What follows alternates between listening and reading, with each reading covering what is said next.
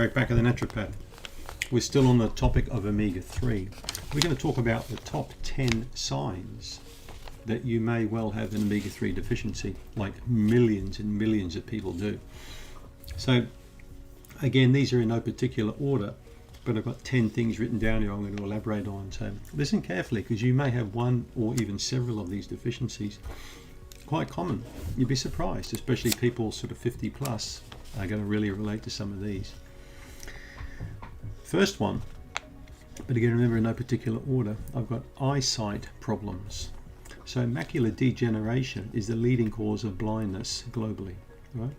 But what they discovered through research is people who take omega-3 supplements daily have got a 50% or greater reduced risk of developing macular degeneration. They also found through research that many people with glaucoma, like intraocular pressure problems, have got deficiencies of EPA and DHA. Many people with cataracts have also got omega deficiencies and vitamin C deficiencies. So a very dear friend of mine is an optometrist, an ophthalmologist, and we've had many discussions over this, and he entirely agrees that omega-3 is one of the key nutrients for the eyes, for improving eye function. Second one is poor immune function. So omega-3 produces these substances called phospholipids, which are basically building blocks for what we call eicosanoids. These are hormone-like substances built by your immune system that perform many actions in the body. So when we got poor levels of phospholipids and eicosanoid production, we're going to have all sorts of problems with our immune function. We're going to get increased risk of blood clotting. We're going to get problems with vascular, it's the blood vessels, the small blood vessels, the bigger ones. We're going to get many different issues with these parts of the body. And that's the problem. As soon as you start taking things away, resources from the body starts paying the price, particularly as it gets older. So many aspects of immune function are positively aided with omega-3. And again, a lot of study will back this up. The third one, fatigue, tiredness.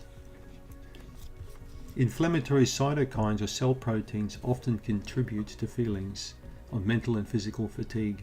So when we've got elevated levels of inflammatory markers in the body, people are going to feel tired. Chronic fatigue syndrome patients nearly all show significant deficiencies in the fatty acid EPA. Lots of research again has backed this up. So as soon as we start improving the omega-3 blood profile of the person and we get a more positive immune function response, patients are going to feel so much more energetic. Look, when people get the flu or a cold, how tired they are. So as soon as the immune system gets affected, the person starts getting fatigued. And one of the key drivers behind getting immune function up again is omega-3. The fourth one's memory loss.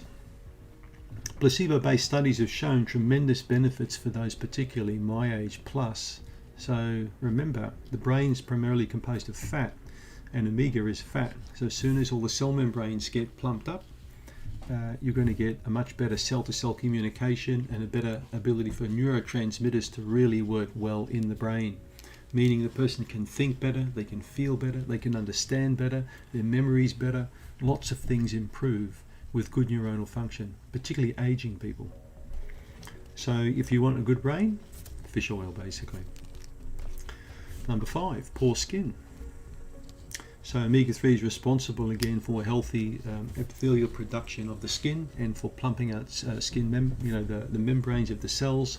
Many people with psoriasis I've found, with eczema, with acne, with skin conditions, in fact have got omega-3 deficiencies. People with dandruff, scalp dandruff, omega-3 deficiency, too much omega-6 in the diet, the poor oils, the bad fats, deep fried stuff, hydrogenated fats.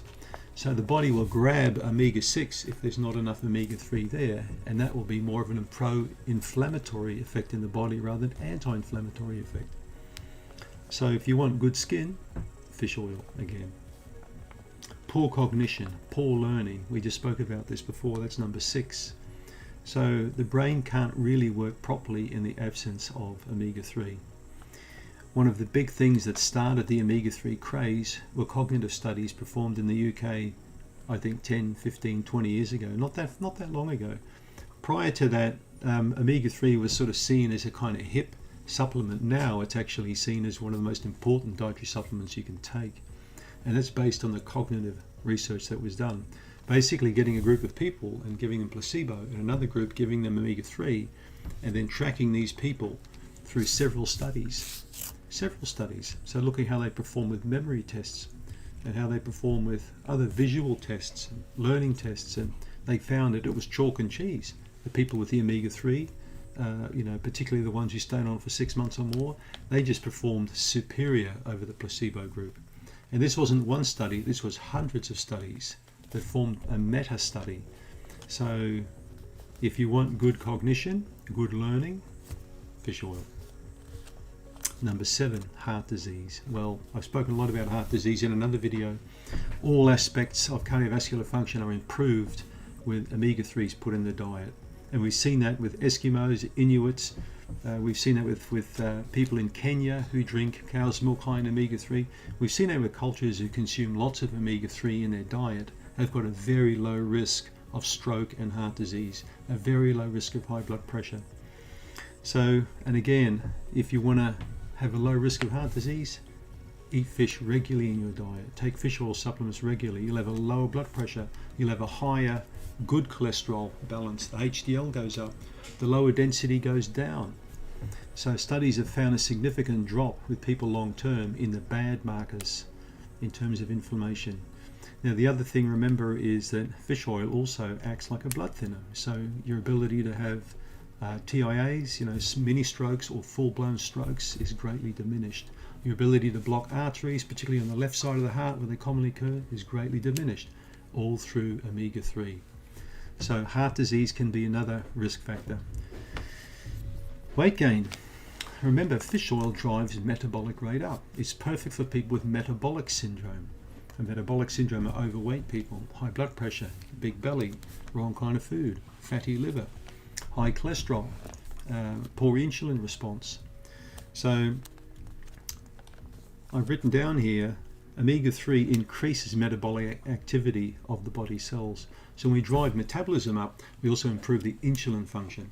So meaning a person's not going to overeat.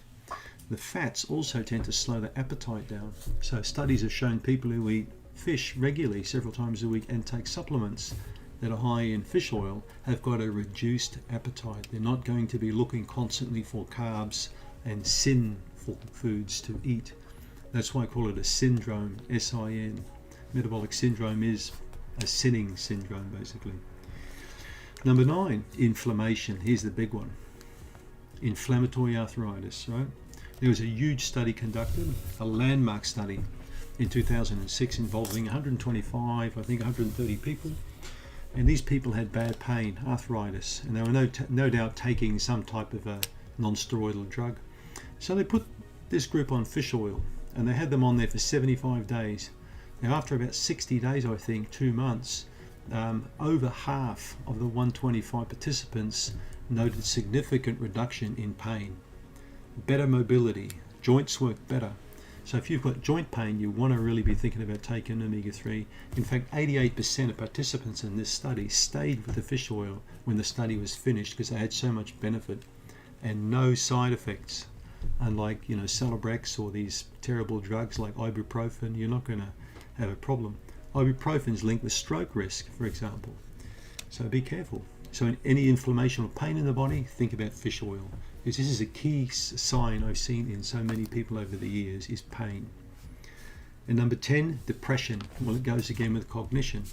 So many studies, in fact, have shown that omega-3 supplements work as good as antidepressants. So it's quite depressing why more doctors don't recommend omega-3 supplements to patients with depression over Prozac, over drugs like that, when we know that the benefits of the fish oil significantly outweigh any negatives on them. Some doctors say, my patient can't take fish oil, they're on heart drugs, they're on blood thinners. Well, they actually can. When they know how to take them, they can. And they'll probably end up being off those heart drugs, much to the disgust of the doctor. So think about the omega-3. Think about those signs and symptoms we spoke about. I'll just quickly run through them again. Eyesight problems, poor immune function, tiredness, fatigue, memory loss, poor skin, poor cognition, poor learning, heart disease, weight gain, increased appetite, inflammatory arthritis or pain in the body, and depression. You got any of those? Have a think about omega-3. Thanks for tuning in.